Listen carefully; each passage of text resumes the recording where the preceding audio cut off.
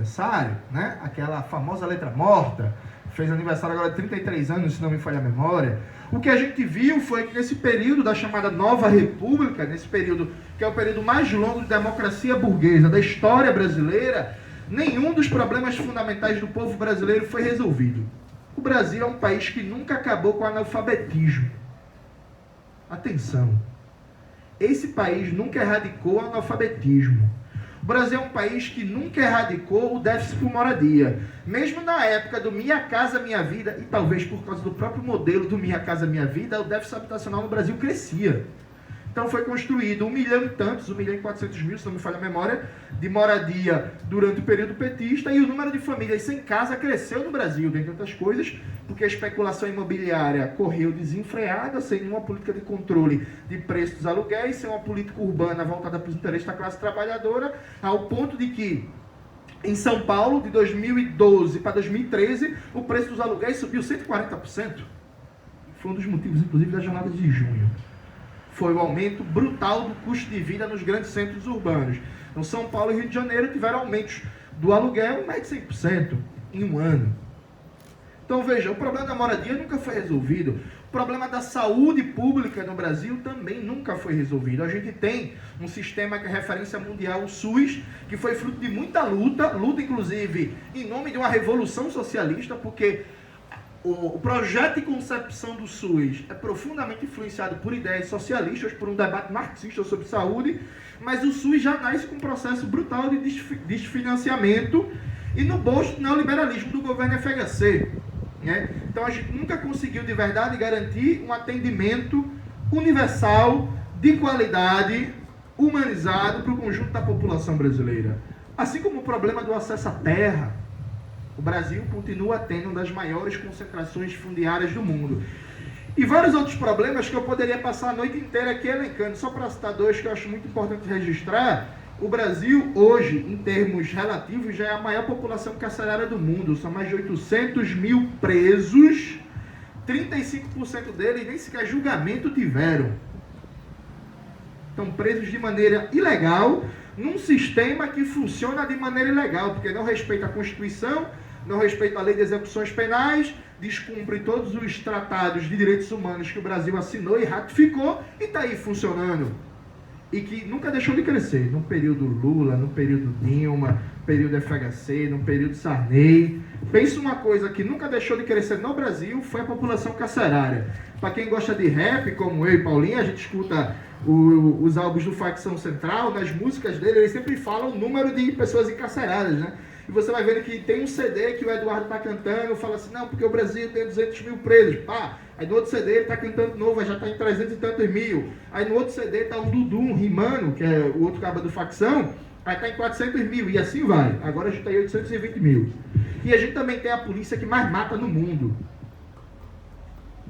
Sobre qualquer critério que vocês imaginarem em termos de violência contra sindicalistas, contra defensores dos direitos humanos, contra jornalistas, contra ambientalistas, contra povos originários, o Brasil está entre os campeões mundiais, se não for campeão mundial, ou é o campeão em violência na América do Sul.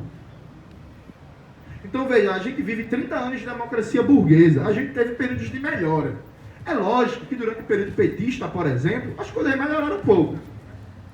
Minha mãe mesmo, a gente lá em casa, colocou uma cerâmica, foi um primeiro andar, estava comendo mais carne, fazia um churrasco com alguma frequência, que a comida estava, né, mais fácil de comprar, por assim dizer.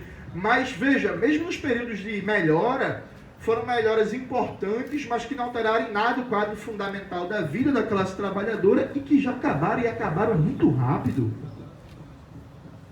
E não acabaram agora com o governo Bolsonaro, não, porque com o governo Bolsonaro está tudo piorando, evidentemente, mas, por exemplo, a Dilma é reeleita em 2014, o Brasil tinha 4% de desemprego. Em 2015, a Dilma coloca o banqueiro Joaquim Levy no Ministério da Fazenda, atual Ministério da Economia, combinado com os efeitos da Lava Jato, dobra a taxa de desemprego em 10 meses. De lá para cá, a taxa de desemprego nunca ficou abaixo de 10%. A gente está vivendo há quase 7 anos seguidos com acima de 10% de desemprego. Assim como o crescimento da fome da pobreza, da miséria, é algo que vem desde o final de 2014, começo de 2015, em que todos os dados positivos do período passado foram destruídos rapidamente em 3 anos. Então, todos os avanços que a gente teve em redução de mortalidade infantil, em melhora da nutrição da população brasileira, em a quantidade maior de filhos da classe trabalhadora na universidade pública, tudo isso ou está indo pelo ralo ou já foi. Então, acho que essa é a primeira coisa. Veja, a gente tem 30 anos acumulados de experiência na democracia burguesa. A gente tem 30 anos de experiência acumulada com os tais dos governos progressistas. E a gente consegue ver que cada vez mais o que se chama de um governo progressista é um governo que o único mérito dele é não ser abertamente fascista. Fora isso, está avançando muito pouco, se tiver avanço. A gente está aqui na Bahia. A Bahia é governada pelo Rui Costa, né? Alguém aqui sente um governo de esquerda na Bahia? Um governo dos trabalhadores? Eu conheci o Rui Costa quando ele deu aquela declaração. Eu sabia quem era de nome, evidentemente, mas nunca tinha parado para pesquisar, para ver quem é, para saber a história e por aí vai. Eu parei para pesquisar quem era o Rui Costa quando teve aquela chacina na Cabula, em Salvador, e o Rui Costa falou que os policiais são como artilheiros na hora de fazer um gol e às vezes erram. Lembram disso? Pois então, esse é o tal do governo progressista, que mantém uma política penal e carcerária que não perde nada para um PSDB da vida, para um DEM. Inclusive, se sentar o ACM Neto e o Rui Costa para conversar sobre política penal e carcerária, eles vão dizer, mais que amigos, friends, eles vão dizer que concordam com tudo, porque não tem diferença substantiva. Então veja, essa é a primeira coisa. A gente não pode continuar condenando esse país a ser o eterno país do futuro, né? Como se dizia na época da ditadura empresarial militar, que o Brasil é o país do futuro, e esse tal do futuro ele nunca chega. A gente está sempre brigando para as coisas não piorarem. A gente está sempre tentando manter algum direito aqui, outro ali, que está sempre ameaçado. E está ameaçado, seja num tal do governo progressista, ou está ameaçado num governo abertamente de direita. O segundo elemento importante é que, veja, o Bolsonaro, ele é uma desgraça. O Bolsonaro, ele é uma figura fascista. Disso eu acho que ninguém tem dúvida mais, chegando nessa altura do campeonato, não é isso?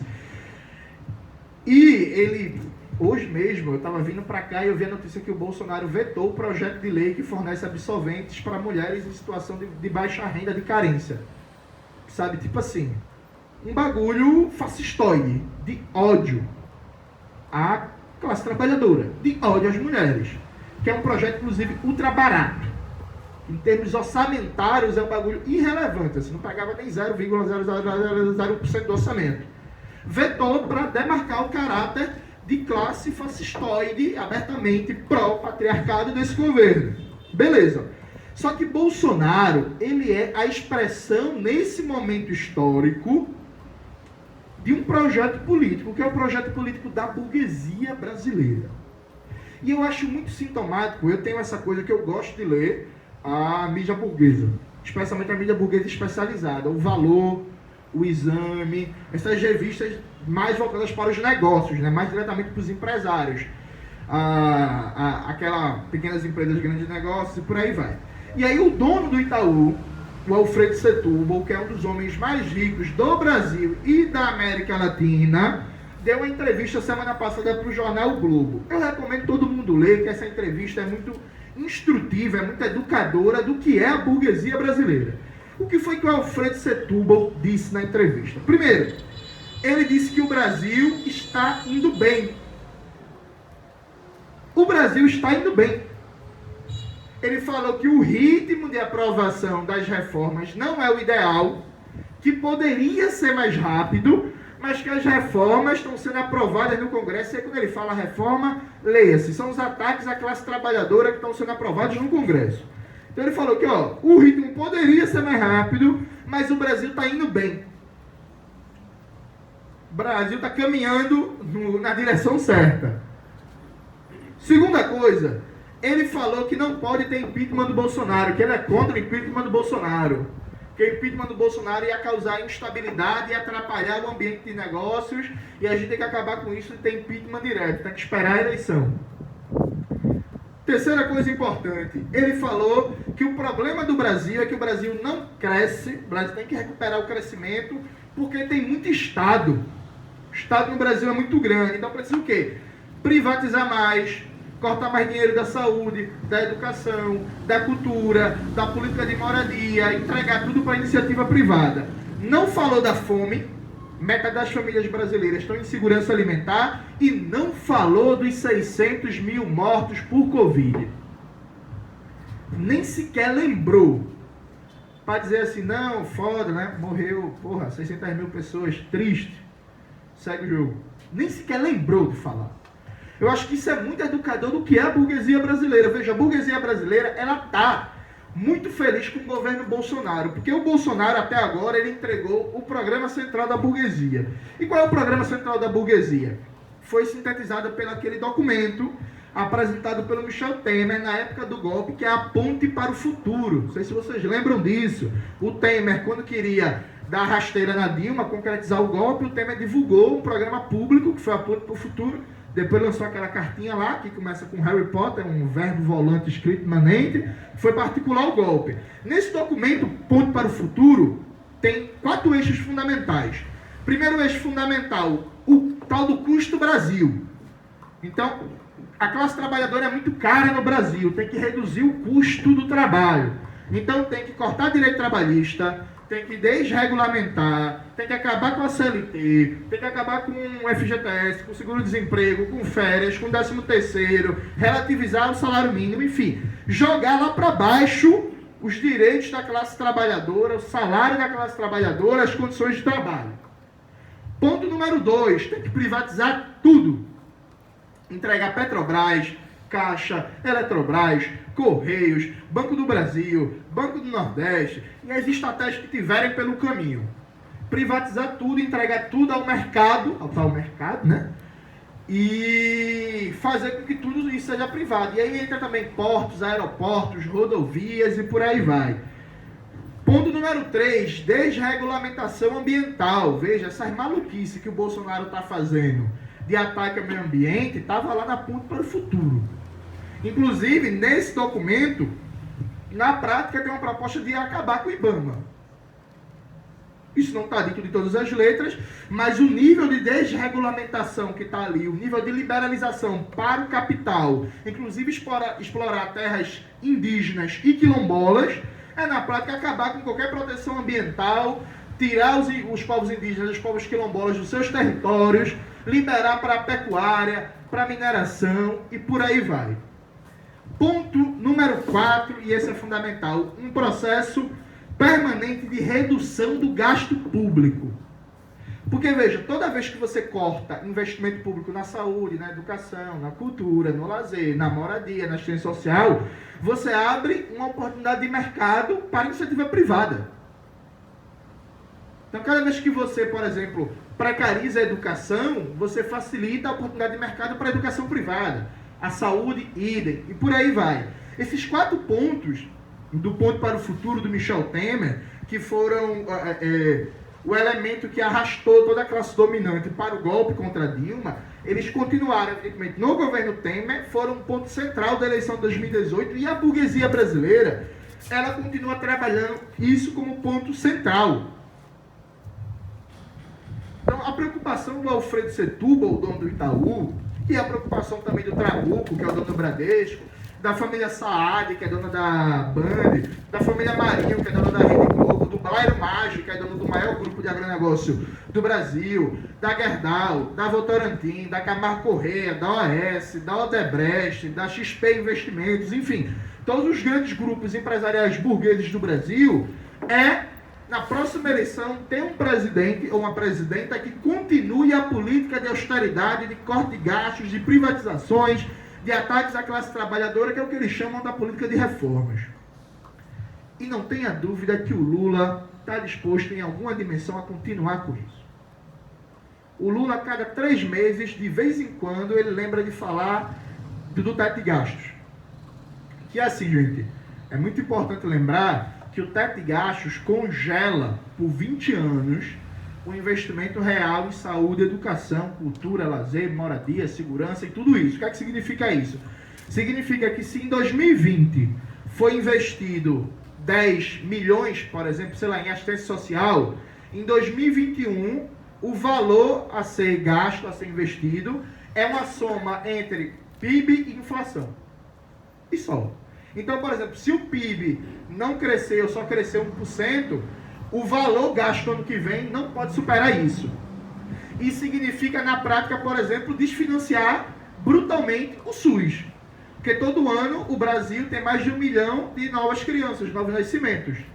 Então existe mais demanda, por exemplo, para o atendimento à saúde. Se o valor investido na saúde não cresce correspondente às demandas sociais, está congelado de acordo com o crescimento do PIB e o índice de inflação do ano anterior, na prática, cada ano, em termos relativos, você está reduzindo o dinheiro da saúde, da educação, da cultura, da assistência social e por aí vai.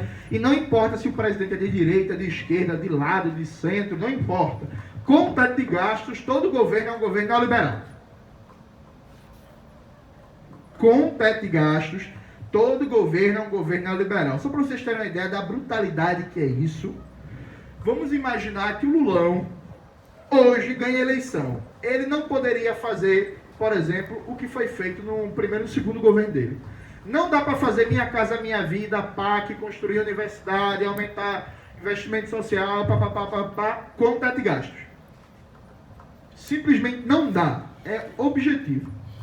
Percebe? Esse é o nível de gravidade da situação. Então, veja, a burguesia ela tem muito clara a sua prioridade.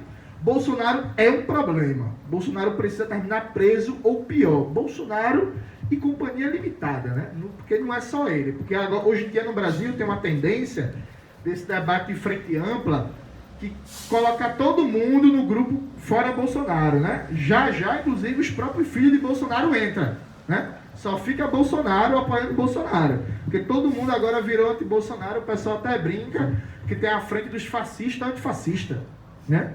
O pessoal sai do governo Bolsonaro e aí parece que já vira democrata, já vira amigo, já vira do bem, por aí vai. Então veja, essa é a prioridade da burguesia.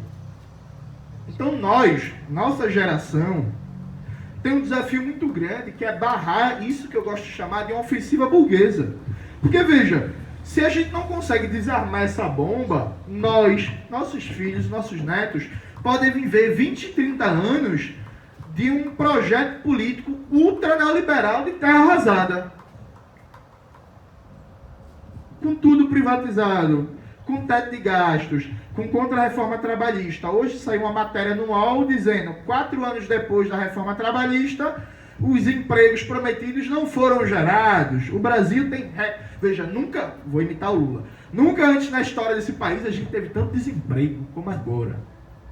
Se você juntar o número de pessoas desempregadas com o número de pessoas na informalidade, o Brasil tem uma força de trabalho ativa, ou seja, pessoas em idade para trabalhar, de 110 milhões de pessoas. Hoje, juntando desempregados e pessoas na informalidade, a gente tem quase 80 milhões de pessoas sem emprego. O nível de brutalidade disso. Então, veja, a gente tem um debate e um desafio muito profundo, que é no Fora Bolsonaro, não esquecer que Bolsonaro representa um projeto político da burguesia brasileira. E que esse projeto pode ser tocado por várias outras figuras, sem problema. Pode ser tocado por um Sérgio Moro, pode ser tocado por um Luciano Huck. Luciano Huck não, que agora ele foi pro Domingão do Faustão, né? Que agora não é mais Faustão. Pode ser tocado por qualquer desses nomes da chamada terceira via, e em alguma dimensão, pode ser tocado também pelo Lula. Percebe? Esse é o nível de gravidade da gente. A burguesia brasileira cria uma situação tão grave que hoje, para, por exemplo, criar creche, porque o Brasil tem um déficit de 2 milhões de vagas em creche. Para criar creche, a gente precisa, no mínimo, derrubar o teto de gastos. Porque com o teto de gastos não é possível acabar com o déficit de vagas de creches no Brasil. No mínimo, derrubar o teto de gastos. Sem falar em várias outras coisas, por exemplo, tomar de volta os postos do pré-sal, que foram entregues, reverter a privatização da Eletrobras, dos Correios, impedir que a Petrobras seja privatizada, acabar com a autonomia do Banco Central, que em poucas palavras a autonomia do Banco Central é entregar o Banco Central na mão dos banqueiros, do Itaú, do Santander e do Bradesco. Em poucas palavras, é isso. E a gente tem um terceiro desafio, que é fazer com que a população compreenda que, claro, é necessário repudiar o governo Bolsonaro. É necessário fazer com que a população brasileira, com a classe trabalhadora, compreenda que a fome, que o desemprego, que a pobreza, que a miséria, que cenas desesperadoras, como aquela cena do Rio de Janeiro, em que a população está reunida na frente de um açougue para pegar restos de ossos, aquelas cenas estão diretamente relacionadas ao governo Bolsonaro. Mas a classe dominante. Outro dia desse eu fiz uma fala que parou na rede da direita, parou na rede da Bia Kicis, do MBL, dos deputados lá do PSL, que eu estava fazendo uma fala dizendo que não é papel da esquerda defender as instituições, não é papel da esquerda defender o STF, não é papel da esquerda defender o Congresso, disse que o Barroso é um canalha, não menti, e que a tarefa da gente é fazer com que esse ódio que a população sente de Bolsonaro, que é um ódio justo e necessário, se estenda à classe dominante desse país, aos grandes empresários, que são eles os responsáveis por esse projeto. A gente viu recentemente, no caso da Prevent Senior, aquele plano de saúde, que todo aquele esquema macabro de matar pessoas, de fazer experiência com cloroquina, com ivermectina, deixar as pessoas morrerem, foi um esquema combinado com o Ministério da Economia, na ideia de não fazer isolamento social, não fazer lockdown, para não afetar o lucro dos grandes empresários. Então, aquele esquema nazista da Prevent Senior, daquele plano de saúde, de fazer experiência com as pessoas doentes de Covid, de deixar as pessoas morrerem, foi um esquema diretamente acertado com o Ministério da Economia, com Paulo Guedes e com grandes empresários brasileiros para não prejudicar o lucro deles. Então, a repulsa, o ódio que a gente sente de Bolsonaro, a gente tem que sentir da burguesia brasileira. Porque, veja, a burguesia brasileira, ela foi para nos matar. Se nós aqui estamos vivos, é muito pela própria luta popular, porque quando os atos de rua voltaram, a vacinação avançou, né? Inclusive, esse é um ponto importante. De volta e meia aparecem algumas falas falando que os atos foram meio que inúteis. Não foram. Quando a vacinação começou em Recife, a minha expectativa, segundo o site da prefeitura, era se vacinar só no ano que vem, em fevereiro. A vacinação avançou muito com a volta dos atos de rua. Então, se a gente está vivo hoje, a gente está vivo por causa da luta popular e por causa de sorte. Porque o Roberto Justus, o dono do Madeiro, o dono da Smart Fit, o presidente da XP Investimento, todos eles deram declaração falando que era uma gripezinha, que ia matar 5 mil, 10 mil, que ia ter imunidade de rebanho, que... Não, o vírus, o dono da XP Investimento, que é um dos maiores grupos de especulação financeira do Brasil, deu uma entrevista em março desse ano, dizendo, não, o pico do vírus, da contaminação já passou. Pode reabrir tudo. Como vocês lembram, em março desse ano, teve uma disparada no número de mortes, que foi, a gente estava numa situação que estava morrendo 4, 5 mil pessoas por dia. Percebe? Então a burguesia brasileira foi para matar, gente. Nós somos, de certa forma, sobreviventes de uma guerra. Uma guerra em que a burguesia e o Bolsonaro decretou contra o povo trabalhador desse país. Se tudo isso é verdade, a gente tem uma escolha. Veja, eu entendo perfeitamente que a gente está chegando próximo do período eleitoral, cada vez mais, inclusive, o debate sobre a eleição se impõe como centro da discussão política no Brasil. Suave, zero problema. Agora, eu não quero estar debatendo eleição como se a política se resumisse a isso. Eu quero debater o que a gente vai fazer para tirar essa classe dominante do poder. Porque não tenha dúvida que para os ricos, para quem manda nesse país, continua sendo prioridade o seu programa econômico de privatização, de retirada de direitos, de fome, de desemprego e de miséria. Continua sendo prioridade o seu programa econômico que deixa metade da população brasileira passando fome. E a gente precisa pensar concretamente como ter os trabalhadores e trabalhadoras no poder, como conquistar o poder, como derrotar esse programa econômico, como fazer com que a comida deixe de ser uma mercadoria e se torne um direito fundamental da classe trabalhadora, com uma reforma agrária radical e verdadeira, que inclusive combate o uso de venenos, né? Porque o Brasil, durante o governo Bolsonaro, liberou mais de 120 tipos de agrotóxico. O brasileiro hoje é um dos povos do mundo que mais consome veneno, né?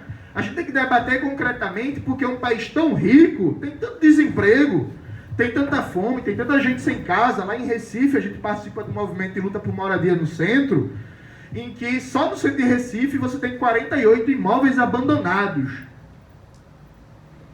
e mais de 2.000 pessoas em situação de rua vivendo no centro do Recife. Dava para imediatamente garantir moradia e abrigo para essas pessoas que estão em situação de rua. Imediatamente. Porque a maioria dos imóveis que estão lá abandonados estão em boas condições, bastando alguns reparos bem simples, inclusive baratos, para conseguir botar para uso social. Isso não é feito. Estamos lutando lá para cobrar isso. A gente criou lá o movimento de luta por moradia no centro para cobrar isso do governo do estado, que inclusive é também pau do governo progressista, viu? Porque lá o governador é o Paulo Câmara, né? Do PSB, é um tal de um governo progressista, que todo ato de rua lá em Recife tem uma situação de violência da polícia contra a gente. Eu acho que inclusive vocês acompanharam o que aconteceu no ato agora que teve em Recife, no dia 2, que uma advogada popular foi atropelada. Uma tentativa de homicídio por um bolsominion, e o bolsominion é amigo da polícia, e começou a aparecer policial no hospital português para querer investigar quem era atropelada. Com contato direto com a Secretaria de Defesa Social.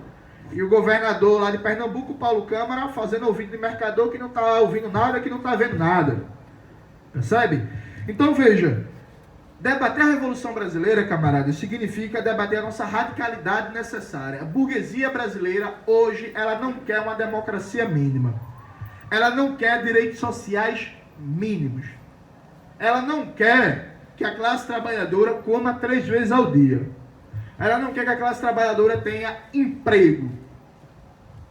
Ela está toda semana verbalizando, essa semana o ministro da Educação do governo Bolsonaro, mais uma vez, falou que o Brasil tem universidade demais. E aí, veja, a gente pensa assim, pô, esse ministro do Bolsonaro é imbecil. Ele falou que o Brasil tem universidade demais. Mas a Fundação de Educação do Banco Itaú, outro dia desse, apresentou um relatório dizendo que o Brasil gasta muito dinheiro com o ensino superior público e que precisa entregar isso para a iniciativa privada e focar no ensino de base. É o mesmo discurso.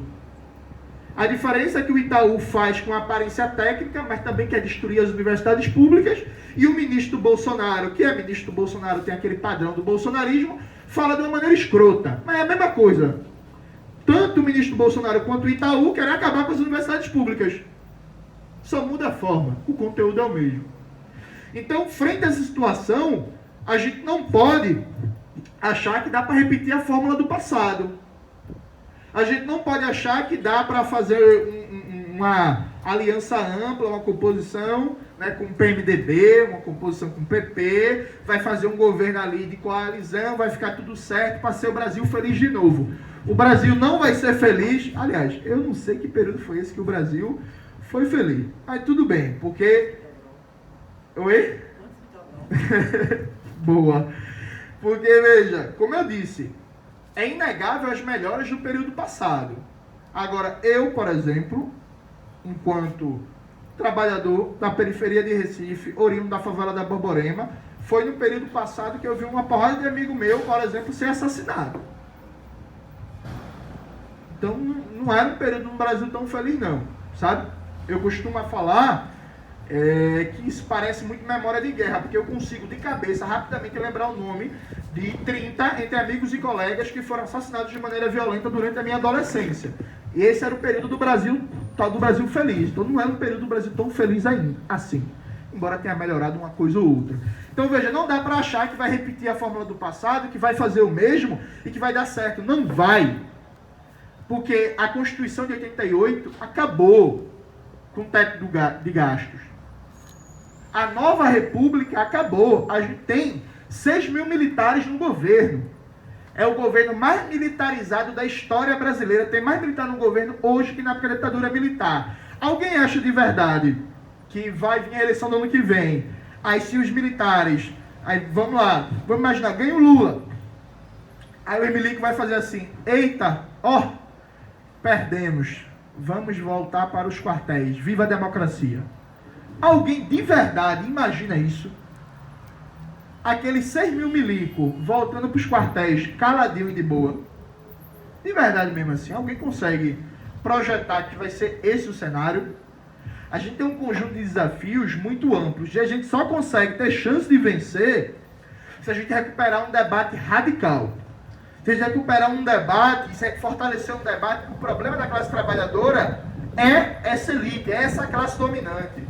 Que a classe trabalhadora não chega ao poder com um governo do centro-esquerda, com um governo progressista, que isso não é ter o poder nas mãos.